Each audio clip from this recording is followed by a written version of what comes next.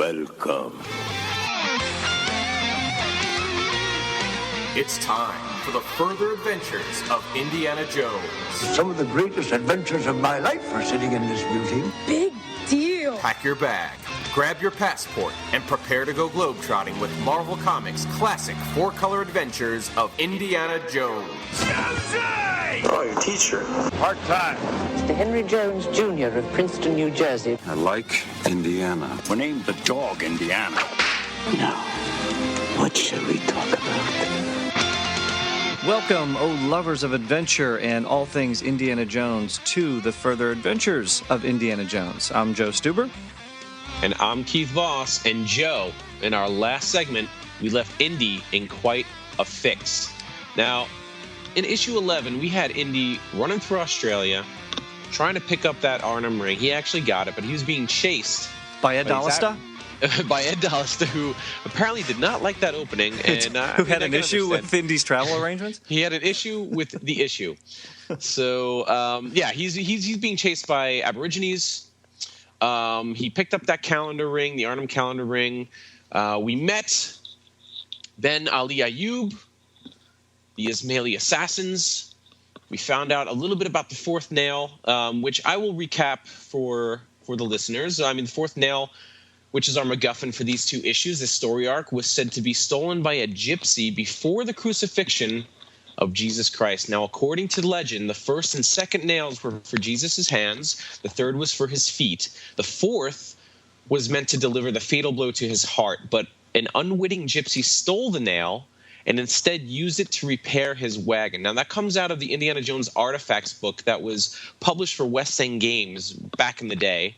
Now, the Gypsies... That's a pretty cool book, by the way. It is a great book. I love that book. Very cool. Yeah, the Gypsies believed that in return for stealing the item that would have brought instant death upon his son, God would protect their people and forgive them of their petty crimes. And now, in the early 20th century, many believed that the nail was near Bucharest in the possession of a gypsy clan descended from the original thief. And we find in these issues that legend to be not so true. So we find Indy in Barcelona. We meet up with Torino, his sidekick, and fellow gypsy. I am from Barcelona. And Torino is running a crooked shell game. Torino and Indy get chased through a cathedral. Indy fights Pat Roach. Once again, they make a getaway through the sewer.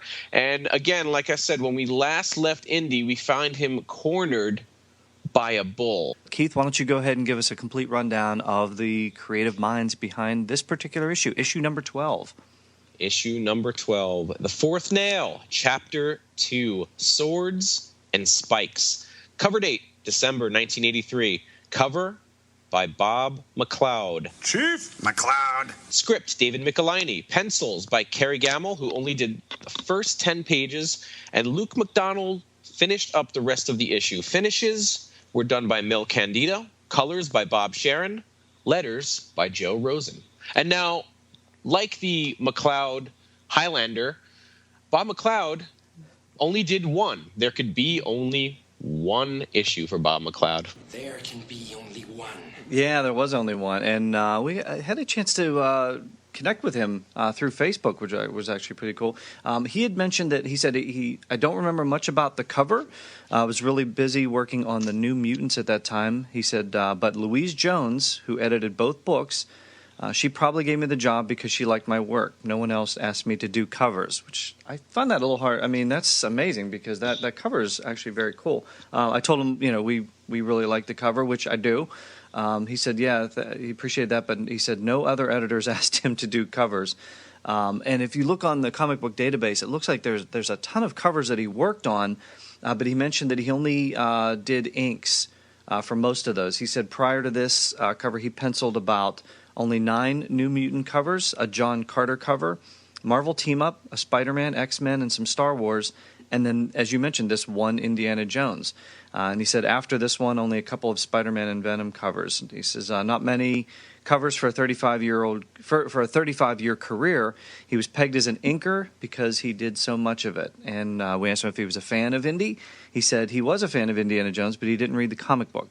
I never did read very many comics, really. I got reference for the bull somewhere, no internet back then, and drew him in an action pose. He said, I had never drawn a bull before, so that was a big challenge on the cover. Finding a pose where we could see Indy's face and the bulls was also difficult. I tried to make it look somewhat like Harrison Ford, but I didn't really worry about that much. I don't know. I mean, we've seen that in a lot of the comic books. Go either through Marvel's run or through Dark Horse's run. Sometimes it looks like Harrison Ford, sometimes it doesn't. Again, a creator's going to take their own thought process on that. If this book were running behind, I can't imagine Bob McLeod had much time to work on this cover, but I thought he did a great job on it. Yeah, me too. I love this cover. Action-packed. Look at the look. Speaking of Indy's face, look at it on Indy's face. Yeah, he's just absolutely terrified. The hat looks great. Literally taking the bull by the horns. Literally taking the bull by the horns. Exactly. Great cover. Brings us right into the issue. Oh, Wilhelmina! Thank you for the spoiler alert. Yeah, we're going to jump right into this cliffhanger. We've got Indy cornered by the bull. Yeah, we get a great opposite angle from the cliffhanger of last issue for a splash page. I mean, we got it from the angle of Indy last time. This time we get the bull just about to run him down. Yeah, and I like how Michelini describes it too. He says, a man, referring to Indiana Jones, a man who reveres the past may soon lose what is left of his future. It's almost like a fortune cookie. Yes. Well, I mean, you could pretty much describe that for anything that Indiana Jones gets into.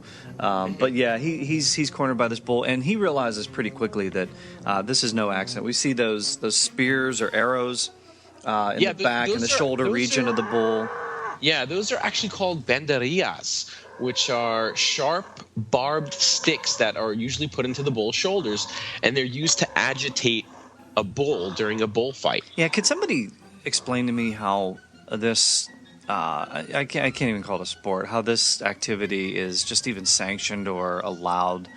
This is ridiculous. I mean, you see these things all the time. I just think it's ridiculous. I know certain societies and cultures and things like that. Yeah, it's part of the culture. Whatever. Yeah, it's part of the culture. I agree with you. Yeah, there's a lot of things that are a part of a lot of cultures that shouldn't be going on. But I just think this is ridiculous. But yeah, I mean, but in the comic book, it's true to what actually happens. But yeah, I mean, it apparently does its job. And this bull's agitated, and Indy knows it's no accident. That's going on there because of those spears that are in there. But he doesn't suspect Torino because as we mentioned last episode, Torino kind of took off and left Indy by himself, or at least it seemed that way. So you kind of got that sense of that happened a couple times in Raiders with Sala, where Indy's left by himself. He's like, Sala, what? Because Indy's used to being double crossed. Yeah, he is used to being double-crossed, but he's also used to using his whip, which is what gets him out of this situation. The bull starts charging him. He doesn't have his gun. He doesn't have his gun, so he uses that whip, and he lashes it around a thick beam on the ceiling, and he tries to pull himself up, but under his weight, the beam breaks, he falls down, and there's nowhere else to go for Indy here. I mean, this bull just realizes, it's lunchtime. Yeah. They kind of used the same incident in the last issue, though. He whipped when he's falling off the cathedral. He whipped the statue, and then the statue kind of breaks. Exactly. So did you get? I don't know. I think you just used that an issue ago. So I have a little bit, Well, I would have been a little disappointed if he didn't use his whip. I mean, I like the fact that they're using his whip often. I mean, it's Indy's best tool. Yeah, I just figure if you're going to do it in one issue, I mean, probably a better usage of it here with the breaking and falling than it was in the last issue. So my thinking was maybe you should have just avoided that in the last issue. But I just don't like using the exact same thing twice in a row.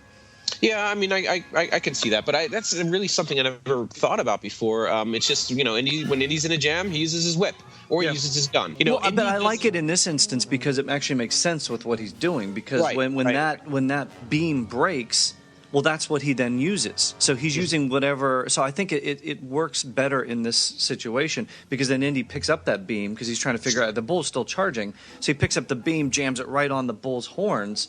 Right. And I mean, you get perfect. I mean, that's right out of the cover.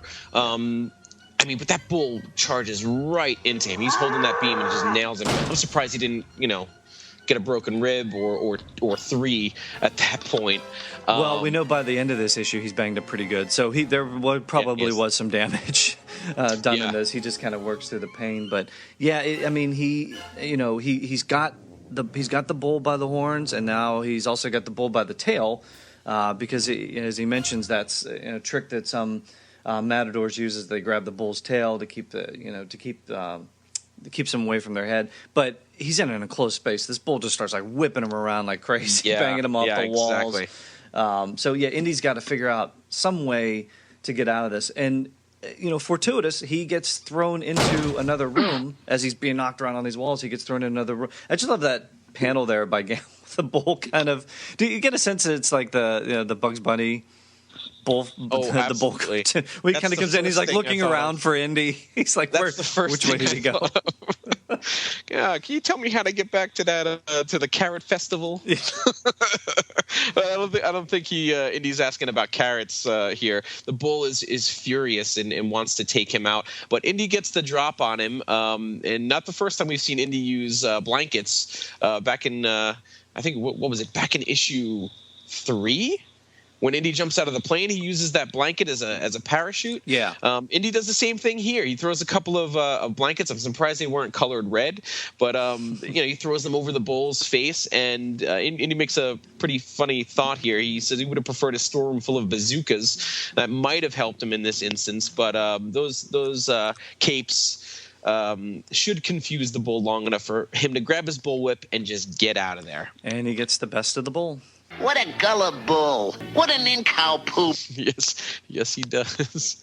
Now, when Indy gets out of there, that mob from last issue, which are pretty much the main antagonist. I mean, forget about the Ismaili Assassins. I'm more worried about this mob. They're still waiting to catch. It was a shell game.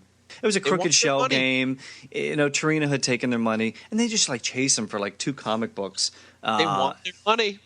They want their $2. $2. $2. That's what they want. And hey, good on them for wanting their money back. I guess. Good on them. Yeah, I mean, it keeps the plot moving along. But so Indy's kind of he sees the mob still waiting there, but instead of being met by the mob, he's met by Marion Ravenwood. Good old Marion Ravenwood. Yeah, she's back in this issue again. So we saw her last issue, kind of a cameo appearance when she came in, and Marcus was offering her a job with the museum, but we didn't really exactly find out what it was. But it turns out that she was offered a job as a public relations officer for the National Museum. She says, "I'll be." Interesting. Yeah, she said she'll be tagging along now on most of Indy's expeditions from here on in. Strictly business, of course. But I feel like obviously that's a good way to team up what is obviously a fan favorite character on Indy's adventures. Okay, but would you have preferred a different female sidekick every adventure, a la James Bond? I think looking at it now, I like the sort of solo Indy adventures, and he goes and there's the female. You don't know if she's going to be a love interest. You don't know if she's going to be a femme fatale. But again, you throw that in that James Bond world. We keep coming back to that often.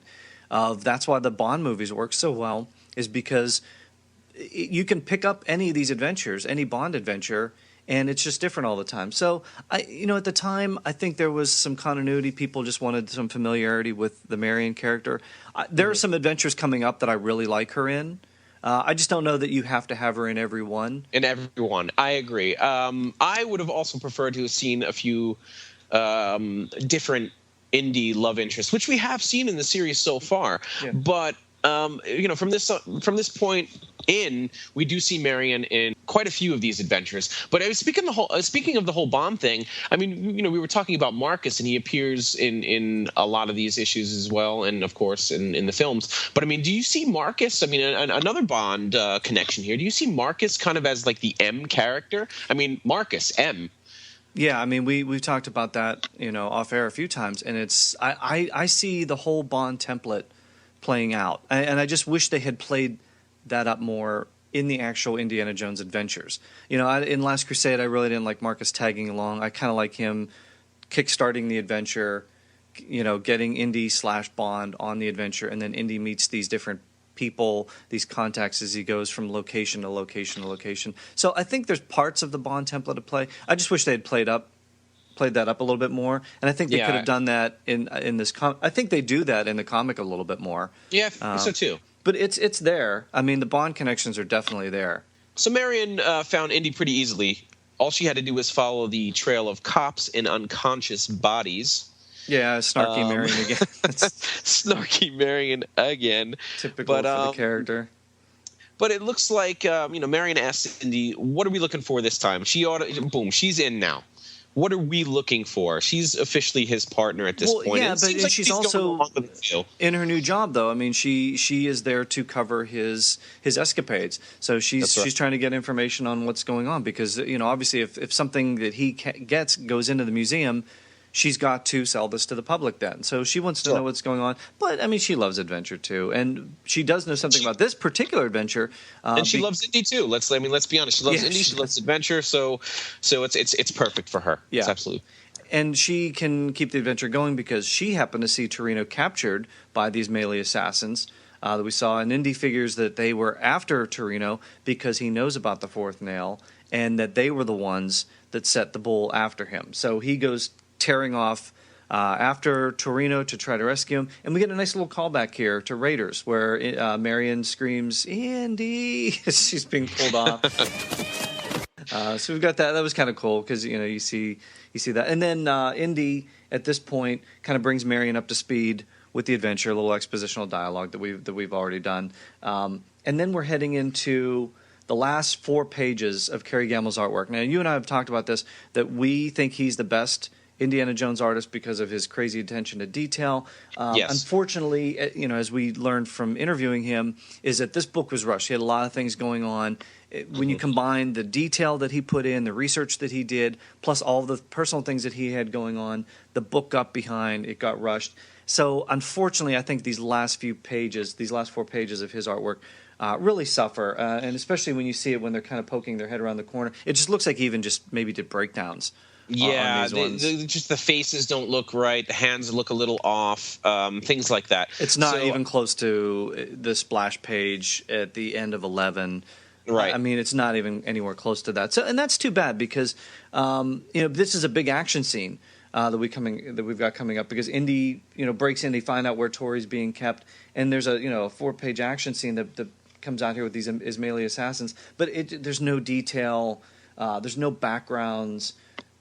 Everything just looks a little rushed. The faces are a little off. We get a couple of, Indy throws a haymaker, he pulls out the whip. So we've got a couple of good shots here. But yeah, we find Indy and Marion on a dock about to go into a warehouse, which is where Tori is being held by the Ismaili assassins. And Indy wants to rescue him, so he drops this fishing net on top of those Ismaili assassins. But I love that panel where the one Ismaili assassin is like Indiana Jones. Like, as you see that the iciness, he just knows he's here, and now they cut themselves free out of that net, and he just orders them to kill Indiana Jones. Yeah, and actually they do get, we mentioned, Indy gets beaten up a lot in this. We'll see that close to the end of the adventure, but yeah, he gets a little sliced and diced here. He gets a little too close to one of those blades, and he's been cut twice, he says. These Arabs just aren't good. They're fast. So yeah. He kind of gets the whip out, and he knows he's got to do something quick here. He can't he's got to end this fight pretty quickly. Yeah, but he sees how good these guys are. I mean, he thinks he's got the upper hand at some point. He whips the one guy's leg, and he just flips and lands on his feet, no problem. So Indy's up against some formidable opponents here, but luckily he does have some help. Well, it's not Torino, because we do get a little comic relief from Torino. Tori's looking at Indy just like whipping these Ismaili assassins. I've never seen such fighters as these. If only I were free, I could run like the bunny. So, okay, Torino's not going to be any help at all. in this. But, Indy's doing the best he can, and again, fortuitous. He gets thrown into a wall. All these oars from above fall down, and, Wooden rain, he calls it. Wooden rain, which, and these guys are about to... But one has a drop on him. Yeah, one does get free of all the stuff. He gets the drop on him. And then we get another cool Raiders callback where the guy gets shot from behind. Well, who else could it be? Who else could it be but Marion? Figured she was going to need some firepower if she was teaming up with Indiana Jones. And it looks like she was right, like she says. But she doesn't like carrying that gun around, she said. So she throws it back to Indy. He finally gets his gun back. But Tori is in love. It's like Pepe Le Pew at this point. Or like Billy D. Williams in front of, in Empire Strikes Back. Lando Calrissian. I could just picture Indy going, all right, you old smoothie. Yeah. Good comic relief. Good characterizations from David McElhinney. Great. I mean, you get some great laughs here, some great comic relief, but Indy's like, all right, look, play the Latin Lover another time. Let's get out of here before those Ismailis come back. But yeah, and the one, and then we get into Luke McDonnell's pencils here, which, again, very, I didn't notice at the time when I was reading this book as a kid, but yeah, very jarring now when you look at it. But I do like McDonnell's pencils. I mean, again, I'm putting it into context. I'm sure he was rushed, deadline on this book, flying through it. But I thought, for all things considered, it was pretty good. But yeah, that one Ismaili Assassin, he got shot by Marion point blank through the chest from behind. And then gets up and he's like, yes, I believe this wound will ultimately prove to be fatal, but we have to complete our mission for the Master. So what's up with that? Do they have some kind of like powers over bullets or something? I mean, what is up with this? Well, they're the equivalent of ninjas. I mean, it's Rashid. So you can't shoot a ninja? Well, here's the thing. A lot of like ancient martial arts, man, they're taught to ignore wounds. Maybe these Ismaili Assassins, they're so good. It's in his chest. It's in his heart. Yeah, but I mean, we've seen stranger things in Indiana Jones. Come on. We've seen stranger things. I mean, this guy is ignoring his wounds. That puts them almost on a supernatural level, these guys. Rolling my eyes as I read. It's kind of cool. It's not something I was always like, wow, that makes these guys doubly dangerous. No, I mean, look, she got the one guy. Couldn't the other ones get up and go, we must avenge our fallen comrade, our fallen brother at this point? Maybe he's wearing a bulletproof vest and he's just faking out. No, she shot him from the behind and the blood is in the front. He's wearing a bulletproof vest and he's faking out all of his friends. And he's you can see the blood on the front. All right, fine. Whatever. I can't go with you on this one. No, it's just I think it would have been better to have him dead. Devoted. They are all devoted to completing their mission for their master. He's put some weight on since the last issue.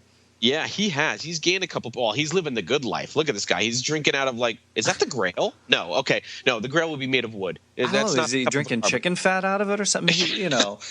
I mean, again, I like Luke McDonnell's pencils in this, but go back to the first issue and see. It's just like he drew him at almost like Salah's weight, where he was very thin in the first issue. I think I see in the background a tub of Kentucky Fried Chicken. No, something.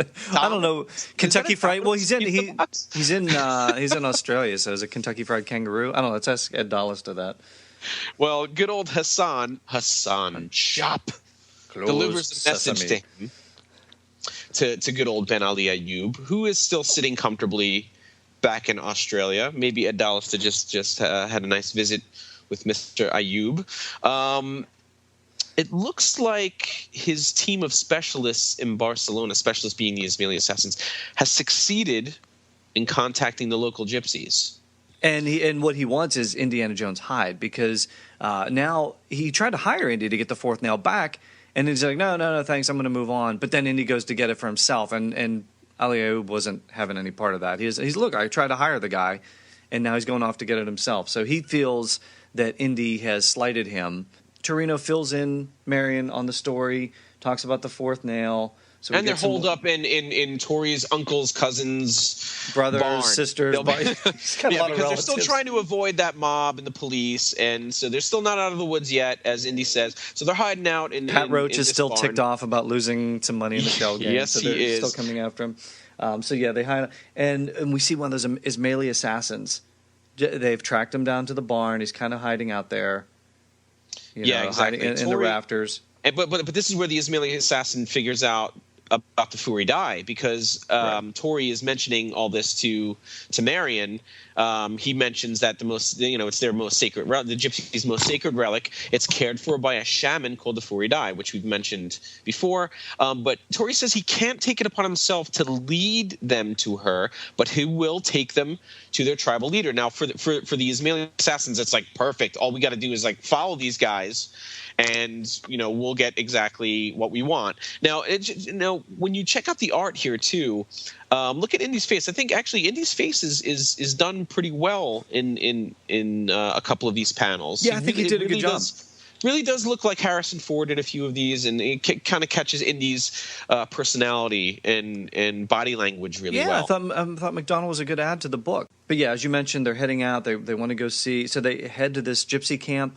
Again, another Bond reference from Russia with Love. They enter that gypsy camp, with Karen Bay, Bond, and Sean Connery as Bond and Karen Bay. So again, we've got a lot of Bond references kind of going on. Right. And that's the sense I got from this. And we also find out too that until now, none but a Gitano or a gypsy has ever set eyes on the fourth nail. We meet Maximilian here, the gypsy king. Yeah, another pretty cool character introduced. Yeah, he is. And he considers Indy's request to meet the Furi Dai. Exactly. Yeah. Well, I mean, there's something that he's taking it under consideration, so something else has to happen. We've got a little campfire going here, some dancing, and then Tori offers Marion some hachi-wichi, some hedgehog. I have no idea what this was. I wasn't even sure if they were just making something up or not, but we looked it up. It says gypsies have an excellent way of roasting the delicate little hachi-wichi in a ball of clay, which is a slow conductor of the fire, and defends the small creature's body from unsavory products of charring, whilst the fat and the gravy which ooze out assist the cooking within the clay. So this is hedgehog. Hedgehog, yeah. Yeah, that we're talking about. And I wonder if you could get that at Sonic. Oh, boy, were you reaching on that one. Yeah, but that's what I do. Indy, speaking of reaching, it looks like Indy gets a little bit of a dig in on Marion, who seems to be enjoying flirting with Tori. I think she's really having a lot of fun. I don't know if she's enjoying flirting with Tori as much as how much it's getting under Indiana Jones's skin. Yeah, I think so too. She really gets a kick out of it. Yeah, he mentions they're spreading the fertilizer around here. It's getting pretty deep, getting a little too deep for Indy. And talk about getting in deep. The mob's back. Yeah, and Pat Roach is back too. Pat Roach is back. They're still upset about the shell game. They tracked him down. I don't know. I think this is played out, but there's a reason for it in the book. No, it works out. It works out in the end. Look, well, Maximilian is considering whether Indiana Jones is worthy enough to view the fourth nail. Only view it, and then this fight breaks out, and Indy takes down Pat Roach with, one hit of a board, which is very reminiscent of Crystal Skull. I know he takes Dovchenko down. Yeah, it's very cool moment. But that fight's over with really quickly. Yeah, but look at it. I mean, he hits him right on the jaw with a solid piece of wood, man. That's going to put most people down. So I guess he's probably weak from the last fight. So I'll kind of give it to you here. But and another good comedic moment from Tori as well, where he's kind of like closes his eyes. He's confronted by the mob. And he cannot look. They're about ready to take him out. And then as he's not looking, an Ismaili assassin comes down, slices and dices everybody, jumps back out. And then Tori's holding up the knife, and he's like, oh, I'm better than I thought. Well, yeah, I agree. I think it's a great moment, too. I love that. And it's actually pulled off really well in those 5 little panels. Yeah. You get the idea of what they're trying to get across. But, yeah, of course, the Ismaili assassin is going to defend them. I mean, these guys are their way to the fourth nail. Right. They have to protect them. So just protecting their interests. I thought it was great. But we see Maximilian, the Gypsy King. He enjoyed the fight. He's like, the fight was good, as is any fight that is won. Which is why we've been keeping the mob around for 2 issues. Yeah, so it works out. Yep. It totally works out. It plays out. That's what they were there for this moment. And with that mob fight, Indy not only fought with the gypsies, but he fought for them. Yeah. And it seems to have settled Maximilian's mind, and also in his mind, he seems to think that Indy has earned the right to view the fourth nail, but only to view it. What I like about what McLeod did here was that he puts that battle, that mental battle, that anguish that Indy's going through as they're making their way toward the fourth nail. He's thinking about this. Should I take it? Should I not take it? So then we do see that play in, and I like that they've put that into the book. So he still hasn't decided what he's going to do once they reach the Furi Dai. They go up this mountainside. They meet her up there, and she says, "I have been expecting you." So already. I mean, just by the way she's lit. Yeah, and we know that she is a person or a being of power. You're right, like you said, she's been expecting them. She knows that they've been coming. So already we're told that she's something that, she's a little bit different from everyone else. Either she's supernatural, she has some type of power, and she not only does she know that they're coming, but she says she knows what's on Indy's mind. She knows what he's up to. She's looking right through him, almost like she knows that he wants to just kind of snatch and grab. Yeah. Now, she doesn't say, take off, leave, you're not going to take this place. So I think she wants to allow Indy to come to the right decision on his own as we go this, so that he can learn. Because she allows him in. She brings him into this. It's like an abandoned mine where this thing's being kept, and we see this pit, this mine shaft here. And Indy says, it looks like it goes all the way down to, and Marion cuts him off. Yeah, no. Don't say it. Marion cuts him off. She's like, considering what they're after, Yeah, Marion's a little. Well, and I get McElhinney writing in Marion's faith or her beliefs in here too. So we kind of get a little insight into the characters as to maybe what's on their mind. Like, hey, maybe this isn't. Let's just be careful about this particular object that we're going after. But they didn't really have any qualms about Ark of the Covenant or anything. I don't know. It's a little strange, but the Furi Dai leads him into this altar where we see the fourth nail, and Indy's like, "That's it?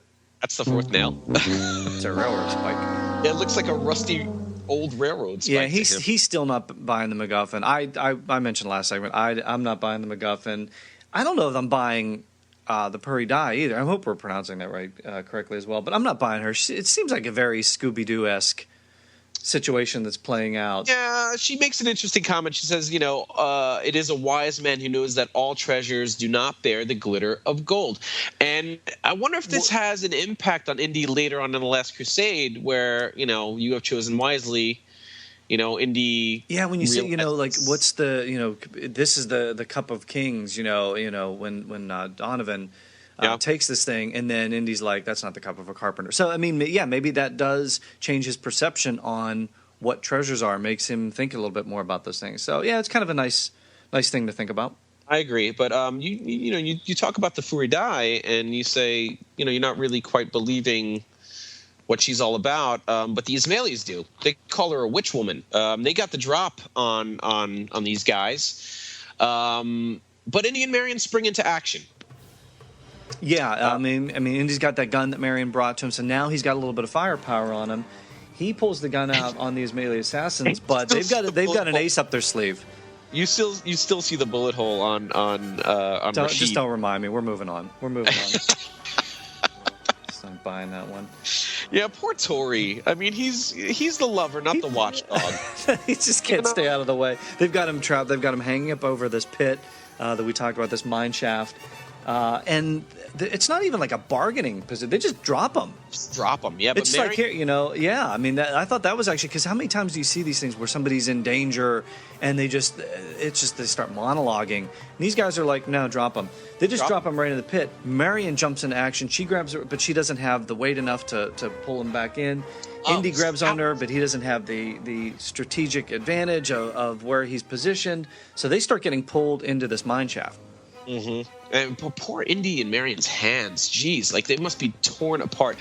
But right before that rope and Indy's hands hits those pulleys, Indy kind of turns and throws his shoulder into that pulley, and you could just see it. It's thunk.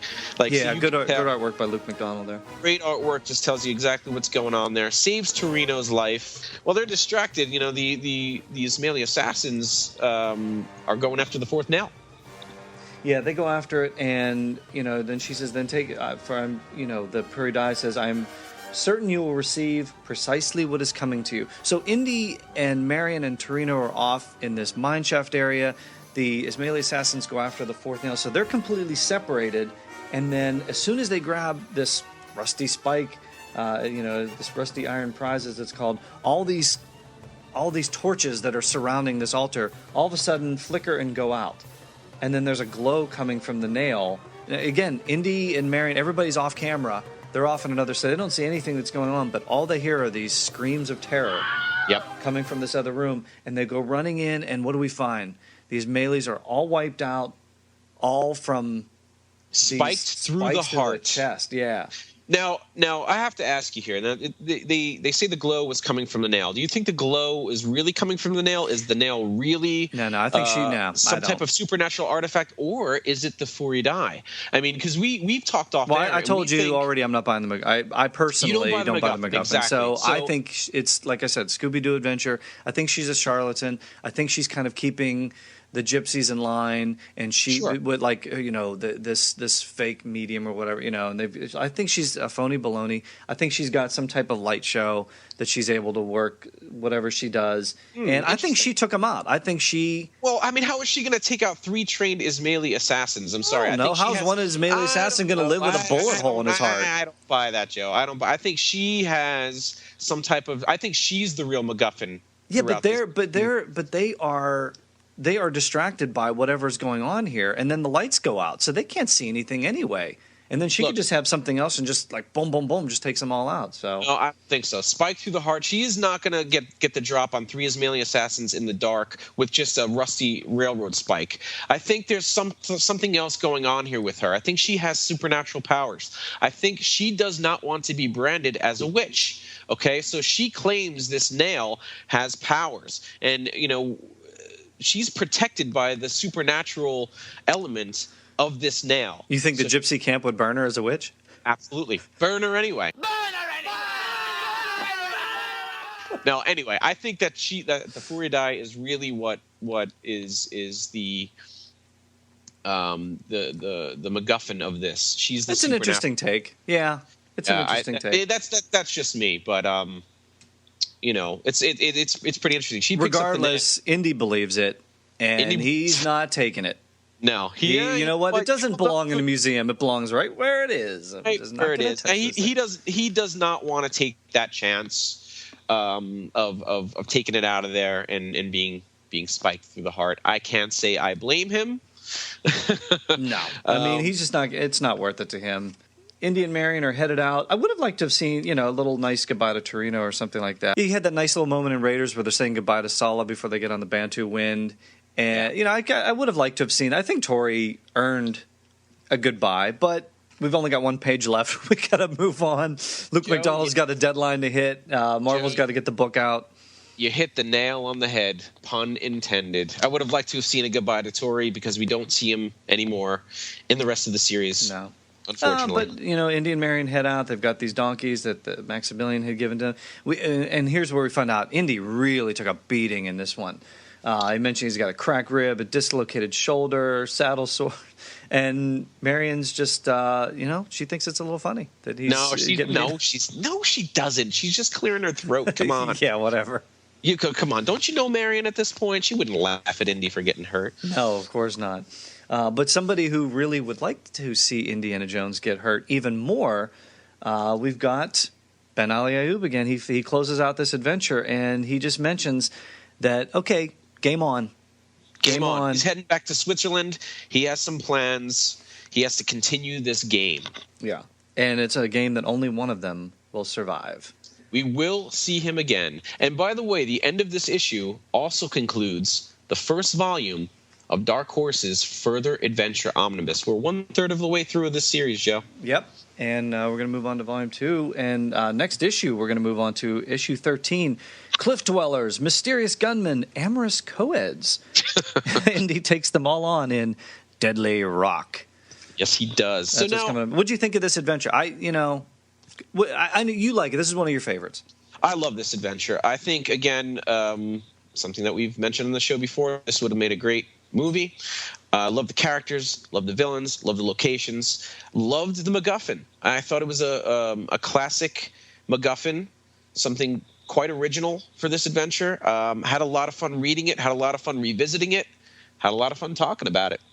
I like the first part of it better. I think the setup was better than the payoff. I just think it doesn't add up to a whole lot. I just wasn't, I'm not big on the MacGuffin. I don't think there's enough of a payoff. But again, I like the first part. I love the cathedral fight. I love everything that sets up to it. I think it was a much better first part. And again, that could be a lot of the problems of the book, losing an artist halfway through it, coming in. So, those could be. I'd still put Gold Goddess above it. I agree. I think that definitely affected the story a little bit, but I try not to let it bother me. We got introduced to a great villain who we will see later on. I do like this adventure for that. I like that they brought Ben Ali Ayoob into it. Again, we've talked about this before. Further Adventures brings in a lot of really cool characters. That's another good question for the listeners too, is that, what are your favorite original characters from Further Adventures? Which ones did you like that were introduced in there? And, what would you have liked to have seen happen with some of these Further Adventures and some of these characters? I wish Kenner made some Indiana Jones, Further Adventures of Indiana Jones action figures. You threw that out on the Facebook page a few weeks ago. I would have loved to have had a Ben Ali Ayoob Ismaili Assassin playset. That would have been so cool. It was Colonel Bulldog Hannigan? Yeah, the Yosemite Sam of the Indiana Jones universe. Maybe like an Indiana Jones Jeep that comes with a exclusive Bulldog action figure with it. Ian McIver. You could have a great Ian McIver set, or even the icons of Ikemonen. You get that play set. There'd be that, And you know what would be cool is if, and in some of it, you put the actual comic book in with the action figure like we've seen. So that would have been. Don't depress me further, Joe. But how about we visit some emails? Mister, get your arm out of that mailbox. I mean now. Oh, dear me. I haven't had so much trouble delivering a package since the incident in Vienna. Well, our first email comes in from Jonathan Robinson, and he writes, "Hello, Joe and Keith. My name is Jonathan Robinson. I just wanted to write into you guys and introduce myself. I've been listening to the IndyCast for over a year now and have just decided to go back and take another listen to your captivating segment on this forgotten comic book series. Your talks and discussions made me go and find my own copy of the issues, which I did on eBay. I found all 34 issues in one lot for $20. Not bad. Nice find. It's a great find. So I went back and read along with you guys on every issue, and I'm amazed at your level of detail and passion that you present in regards to this book. I really love your interviews and can appreciate the meticulous process by which you examine the guest in Club Obi-Wan, regardless of the decades that have passed since their involvement at Marvel. I can't thank you enough for developing this presentation, and much thanks to Ed for allowing you the airtime. I did want to mention another geek moment that I noticed in issue number 8. You had pointed out the word Jabba being used by the Shintai in their dialogue. If you look at the moment the Shintai first surround the Nazis in Indy, you'll also notice the word Pichale. Think back to when Greedo confronted Han at the table in Mos Eisley. Greedo's second line to Han is Song Pichale, which according to the translation means it's too late. In fact, if you look at the other words the Shintai speak, they tend to be pulled from various places from Greedo's conversation with Han. Words like Cristo, Krenko, and Tuta. It's only fitting that since this language is Huttese, Jabba's name is appropriately mentioned somewhere within this phenomenal story. I have to wonder if Michelini or Janice Chang might have done this knowingly so that Star Wars fans could take notice and smile a little. Again, thank you for the ever-intriguing and enlightening information you two bring to us indie fans. I look forward to every IndyCast. If adventure has a name, it must be the Further Adventures of Indiana Jones with Joe and Keith." Well, thanks a lot for that email, Jonathan. And yeah, I totally agree with you. I think it's very cool that they did a little bit of a shout-out to Star Wars. Our next email comes from Mark Shanley. "Keith and Joe, I am writing this so as to avoid spoilers. If I were to include comments on issues 20 through 22, it would be possible to argue that, combined, the issues are an effort by the writers to recreate, at least in spirit, Ian Fleming's Blofeld trilogy, Thunderball, On Her Majesty's Secret Service, and You Only Live Twice. Issues 11 and 12 of the Further Adventures represent a different kind of story than the films, but also reflect the way in which Spielberg and Lucas envisioned Indy as a James Bond type of character. What the story introduces is a potentially reoccurring villain in the form of Ben Ali Ayoob, who is larger than life and has a larger than life presence. The similarity of Ayoob to Blofeld extends to the multiple bases or homes that he can afford and the troops, Ismaili, that he commands. The story also includes an ally in the form of Torino and an oversized enemy to fight, although in this case he is not employed by the villain of the piece, both of which are tropes that appear in the Bond films and in the Indy series. Well, thanks for writing in, Mark. Yeah, we've talked about that a few times. A lot of not only the Star Wars to Indy references, but certainly the James Bond to Indy references. Well, our next email comes in from Steve from Calgary, a good friend of the show. And Steve writes, "Hey, guys. Great last couple of segments. Love the interviews with Chris and Eric, and, of course, the review of the first part of The Fourth Nail. One of my favorite indie stories with art by the best Further Adventures artist, Kerry Gammill. We agree.